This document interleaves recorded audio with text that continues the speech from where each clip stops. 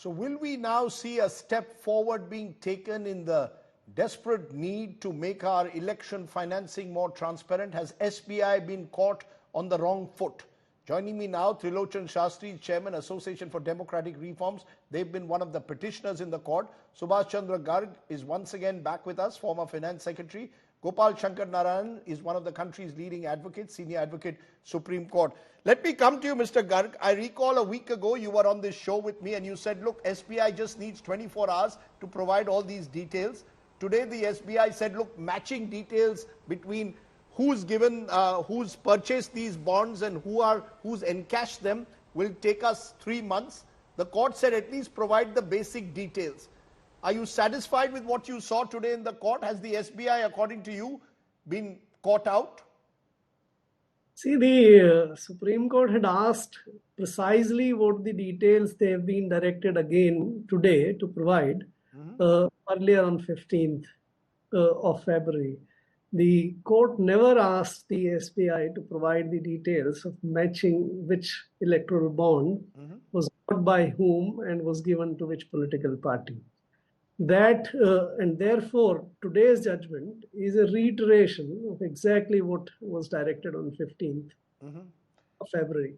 What SBI tried to sort of divert or meander its way through by sort of confusing that we will be able to match, or we require, it's a complex process, we will need time to match, and therefore 4 months, taking it beyond the election time. That has been caught out, the bluff has been called off, so to say.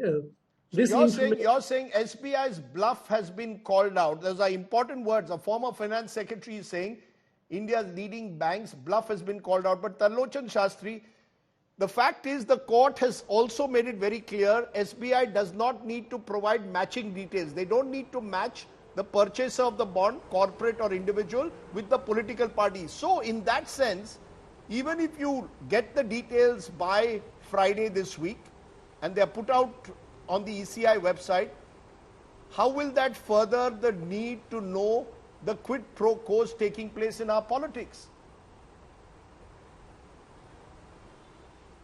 I don't know, Rajdeep, but there are hundreds of analysts, journalists, data analysts who are going to look at this. So are we going to look at it? And you know, there are time windows during which these electoral bonds are notified. So say before an assembly election, there is a period of 15 days to 1 month during which electoral bonds can be purchased and redeemed. And there is a 15-day time limit before which a party has to redeem it. So people will start making the best conclusions they can. However, your larger question is correct. So from ADR side, we are not for immediate solutions. We welcome this Supreme Court judgment because it is a step forward. And we respect the State Bank of India also, because the State Bank of India is India's largest bank. It has 48 crore account holders, where India has only 25 crore householders. So there's almost like so indeed it's a national institution which we respect, and it probably felt that they had to match it, and that was clarified by the court. However, the jury is out. We can still go back to the court or find some other mechanism to say that at least by 30th June or whatever date the Supreme Court had, the SBI had said, you give us that matching. So we are not worried about this election, this party, that party.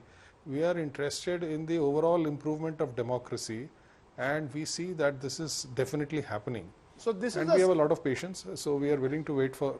Well, you've had a lot of patience, and a lot of credit to you and your group for pursuing this case. I think the country owes you a huge debt for doing what you've done to make the process. Rajdeep, I want to make one more comment. Yes, go ahead. We started this petition in 2018. On January 2nd, 2018, the electoral bond scheme was announced, with all that amendment of 4 laws and passing of the Finance Act through the money bill. Let's not get into all those legal details. We filed a petition in 2018, in early 2018, and we have got this judgment after 6 years. So we are patient. So We are patient, sir. moving ahead. Sir, उम्मीद पे दुनिया कायम है. In India, justice is often delayed, not denied. But you're making an important point that you believe this is a first step, and therefore by June 30th, maybe we can even get the matches done between who purchased the bond and who are the beneficiaries. We are not worried about whether it is going to affect the poll prospects of this party or that party. Okay. That is not our intention. Okay, point Our taken. intention is to improve democracy so that voters have all the information that they require, which the Supreme Court has also upheld. So better late than never. Gopal Shankar Narayan, could the court 75 have... years of democracy. Gopal Shankar Narayan, could the Supreme Court have gone further? Many are saying the Supreme Court could have gone a bit further in ensuring that State Bank of India didn't just give the details, but also did the matching before the general elections take place.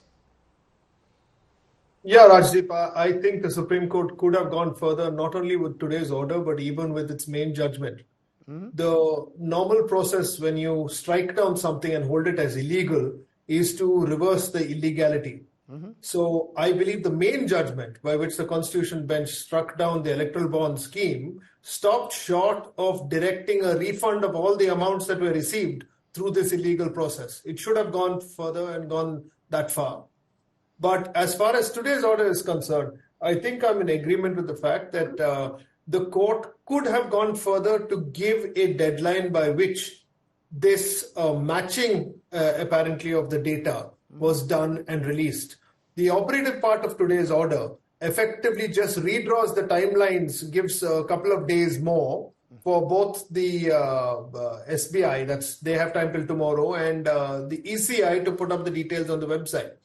I think one will be grappling on the evening of 15th March with the details that are put up on the ECI's website and trying to parse it and figure out what exactly it does say. I think it is going to be complex. And I think if the Supreme Court doesn't give a direction for the matching of data and putting it out to SBI with a very clear deadline, there will be very little point to having this data out in the first place.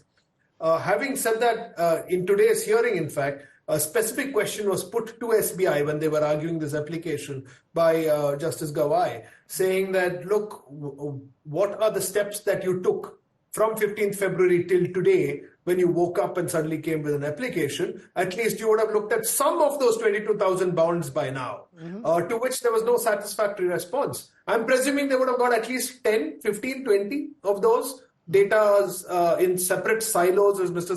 Salve put it, which could have been coordinated and figured out. There's no satisfactory answer, and even now the answer is silence. So I think we could have gone further with this.